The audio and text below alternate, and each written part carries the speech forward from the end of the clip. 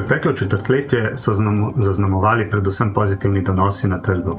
Bili smo priča umirjanju inflacije, ki je privedla tudi do tega, da smo nekako videli prve znake umirjanja monetarne politike. Močan in opazen je bil tudi trend padanja surovin in energentov, ki je predvsem posledica počasnejšega okrevanja Kitajske. Definitivno pa za preteklo četrtletje ne moremo spustiti trenda na razvoju umetne inteligence, veliki popularizaciji te tehnologij v splošni uporabi.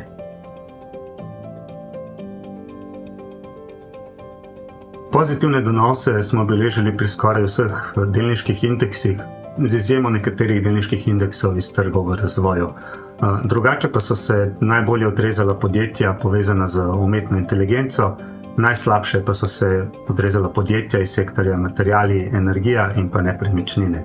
Na obvezniških trgih smo prav tako beležili pozitivno četrtletje. Pozitivno je bilo tako za obveznice izven naložbenega razreda, kot tudi za tiste znotraj naložbenega razreda.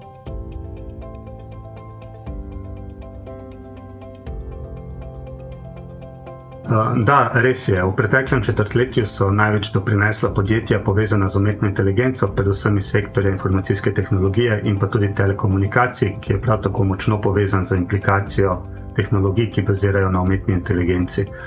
Ali smo priča novemu balonu? Menim, da ne. Zakaj pa menimo tako, in argumente pa si lahko preberete v tokratnem naložbeniku.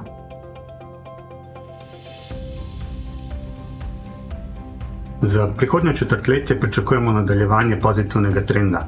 Skladno s tem bi vlagateljem priporočali bolj agresivno alokacijo, torej večji delež v delniške naložbe. Med samimi delniškimi naložbami smo bolj naklonjeni cikličnim sektorjem, kot so finance, potrošne dobrine in pa informacijska tehnologija.